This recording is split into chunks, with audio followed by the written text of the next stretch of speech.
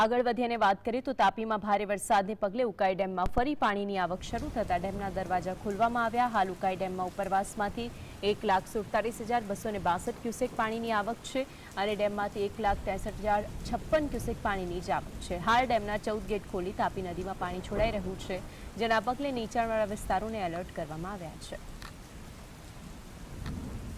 આજ અંગે વધુ માહિતી માટે સંવાદદાતા અમિત જોડાઈ ગયા છે। અમિત, જે રીતે ઉકાઈ ડેમની જળસ્તર સતત વધી રહ્યું છે, પાણીની જાવક પણ તેટલા જ પ્રમાણમાં કરવામાં આવી રહી છે, વિગતો શું?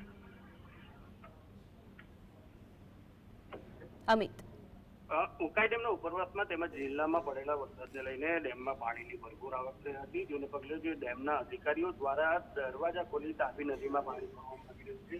હાલ તાપી નદીમાં પાણી છોડવામાં આવતાની સાથે જે તાપી કિનારે આવેલા ગામોને સાવચેતીના ભાગરૂપે એલર્ટ કરવામાં આવ્યા છે। બિલકુલ અમિત, આપ જોડાઈને વિગતો જણાવો તે બદલ આપનો આભાર।